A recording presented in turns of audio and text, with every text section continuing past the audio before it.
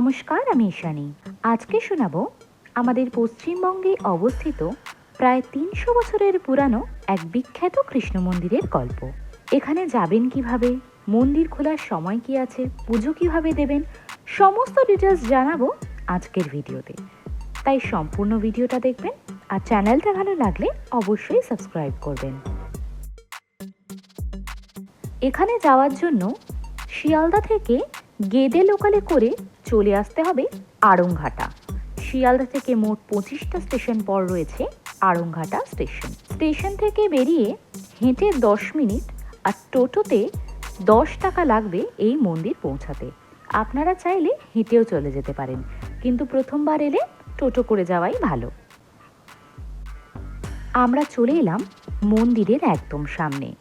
প্রবেশের আগে রয়েছে সুবিশাল এক তোরণ। অপূর্ব সুন্দর এই তোরণটি।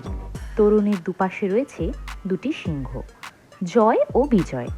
এছাড়াও রয়েছে একদিকে নিত্যানন্দ প্রভু ও অন্যদিকে গৌরাঙ্গ মহাপ্রভুর বিগ্রহ, এবং তোরণের সব থেকে উপরে রয়েছে শ্রীকৃষ্ণ ও রাধারানীর যুগল বিগ্রহ। এই তোরণটি তৈরি করা হয়েছে যুগল কিশোর সেবা সংঘ কমিটি থেকে। মন্দির প্রবেশের আগেই রয়েছে নানান রকমের দেবদেবতার বিগ্রহের ছবি অঙ্কিত চারিপ্রান্তে। ভীষণ সুন্দর লাগছে চারিদিকটা। গ্রাম্য পরিবেশে এসে সত্যি মনোমুগ্ধ হয়ে যায়। এবারে আমরা প্রবেশ করব মূল মন্দিরে, আর এটি হলো মন্দিরে প্রবেশ করবার মূল প্রবেশদ্বার। মন্দিরের ভেতরে প্রবেশ করে প্রথমেই যা চোখ পড়বে তা হলো বকুল গাছ। এটিকে বলা হয় সিদ্ধ বকুল। এখানেই নাকি কিশোর এবং কিশোরী বিগ্রহের মিলন হয়েছিল। এই বকুল গাছের মান্যতা অনেক বেশি। এটি ৩০০ বছরের পুরানো একটি বকুল গাছ। এই মন্দিরের ইতিহাস কিছুটা আপনাদের জানিয়ে দিই। এই মন্দিরের প্রথম মহন্ত ছিলেন মহারাজ। তার নাম ছিল গঙ্গারাম দাস। তিনি একজন চৈতিক সন্ন্যাসী ছিলেন এবং তীর্থে তীর্থে ভ্রমণ করতেন। ভ্রমণ করতে করতে একবার তিনি বৃন্দাবনের যুগল কিশোর মন্দিরে পৌঁছে যান এবং সন্ধ্যারতি দেখেন। তখন তার মধ্যে আধ্যাত্মিক চেতনা জাগরিত হয়। তার ভগবানকে সেবা করবার মনোবাসনা জাগে, এবং তারপরে তিনি সেই দিন ভোগ গ্রহণ করে শুয়ে পড়েন। তারপর ভোররাতে গভীর নিদ্রায় ভগবান যুগল কিশোর তাকে স্বপ্নে দর্শন দেন এবং জানান যে পরের দিন যমুনার জলে স্নানের সময় তিনি তাকে ধরা দেবেন। সেই মতো সন্ন্যাসী পরের দিন যমুনার জলে স্নান করতে যান, এবং তখনই তিনি যুগল কিশোর বিগ্রহ পান, এবং স্বপ্নে এটিও জানায় ভগবান তাকে যে সন্ন্যাসী যেন তার মনের মতন জায়গায় গিয়ে তাকে সেবা পুজো করতে থাকেন। জল থেকে তিনি ওই বিগ্রহ পেয়ে সত্যি বিস্মিত হয়ে যান। শ্রীকৃষ্ণের কোষ্ঠী পাথরের বিগ্রহ জল থেকে তিনি তুলে নেন। তারপরে তিনি আর বেশি দিন বৃন্দাবনে না থেকে সেই বিগ্রহ নিয়ে নবদ্বীপের সমুদ্রগড়ে এক পর্ণকুটির তৈরি করে পূজার্চনা শুরু করেন। তখন বর্গীর উপদ্রব থাকায় গঙ্গারাম মহন্ত আত্মরক্ষার জন্য কিশোর মূর্তিটি নিয়ে আড়ংঘাটায় চলে আসেন, এবং এক ব্যবসায়ী রামপ্রসাদ পাঁড়ের কাছ থেকে আশ্রয় নেন। ওই ব্যবসায়ীর কাছে গোপীনাথজিউয়ের একটি বিগ্রহ ছিল। তখন তিনি গোপীনাথজিউয়ের বিগ্রহের পাশে আরেকটি মন্দির নির্মাণ করে গঙ্গারাম কিশোর বিগ্রহ প্রতিষ্ঠা করেন এবং সেবা পুজো শুরু করেন। এই মন্দিরটি ইংরাজি 1728 খ্রিস্টাব্দে মহারাজা কৃষ্ণচন্দ্র নির্মাণ করেন। প্রথমে কেবল কৃষ্ণ বিগ্রহেরই পুজো করা হতো।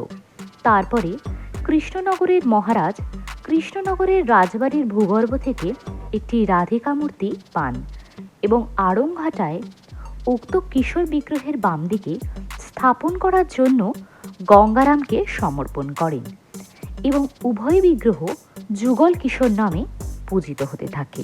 শ্রীকৃষ্ণের বিগ্রহটি কোষ্ঠী পাথরের এবং রাধারানীর বিগ্রহটি অষ্টধাতুর।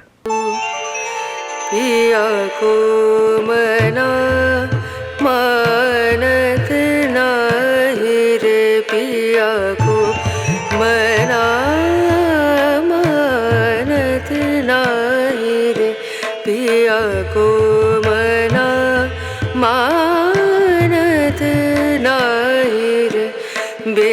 विनती करते मैं तो हार गई रे, विनती करते मैं तो हार गई रे पिया गो। এই মন্দিরে দক্ষিণ দিক থেকে গোপীনাথজিউ এবং তার পাশে রাধাবল্লভজিউ এবং তার পাশে যুগল কিশোর এবং তার পাশে কালাচাঁদজিউ এবং তারও পাশে শ্যামচাঁদের প্রতিটি আলাদা আলাদা কক্ষ রয়েছে। জ্যৈষ্ঠী মাসে সকল দরজা খুলে দেওয়া হয়। পালন করা হয় জ্যৈষ্ঠী যুগলের মেলা। বলা হয় এই সময় নাকি কিশোর আর কিশোরী বিগ্রহের মিলন হয়েছিল, তাই জ্যৈষ্ঠী মাসের মান্যতা এই মন্দিরে অপরিসীম। এই মন্দিরে রয়েছে ছোট্ট একটি গোশালা, যেখানে বেশ কয়েকটি গোমাতা সেবা করা হয়। মন্দিরের টাইমিংটা জানিয়ে দিই। সকাল 6টা থেকে বেলা 11টা পর্যন্ত এবং দুপুর 2টো থেকে সন্ধ্যে 7:30 পর্যন্ত আপনারা ভগবানের দর্শন করতে পারবেন মন্দিরে এলে। এই মন্দিরের উপরেও কিছু বিগ্রহ পূজিত হয়, সেগুলি আপনাদের দেখিয়ে দিই। আপনারা যদি এই মন্দিরে এসে ভোগ গ্রহণ করতে চান তাহলে আগের থেকে কুপন কেটে নেবেন। ভোগে এখানে অন্ন, ডাল, সবজি, হালুয়া ইত্যাদি পাওয়া যায়। আর এখানে আলাদা করে কোনো মূল্য ধার্য করা হয় না। আপনারা যা ডোনেশন দেবেন সেটি এখানকার ভোগের মূল্য নির্ধারিত হবে। এবারে আমরা চলে এলাম চূর্ণী নদীর ঘাটে। অপূর্ব সুন্দর এই চূর্ণী নদীর ঘাটের দৃশ্যটি। এর পাশেই রয়েছে যুগলেশ্বর শিব মন্দির। এই শিব মন্দিরে নিত্য পুজো করা হয়। চড়ক, নীল পুজো, শিবরাত্রি এই সময় বিশেষ আড়ম্বর দেখা যায় এই শিব মন্দিরেও। এই চূর্ণী নদীর ঘাটেই বজরা থেকে মহারাজ কৃষ্ণচন্দ্র নেমেছিলেন রাধিকা বিগ্রহ নিয়ে। অপূর্ব সুন্দর এই ঘাটটি। এই ঘাট দিয়েই রবীন্দ্রনাথ ঠাকুর বাংলাদেশে গিয়েছিলেন নিজের নৌকা করে। সত্যি চূর্ণী নদীর মাহাত্ম্য এবং মান্যতা এখানে অনেক বেশি। হয়ে গেল আমার অপূর্ব সুন্দর 300 বছরের পুরনো যুগল কিশোর বিগ্রহ দর্শন করা। ঘুরে দেখলাম সম্পূর্ণ মন্দিরটা, খুব ভালো লাগলো। জানালাম সমস্ত ডিটেলস আপনাদেরকে।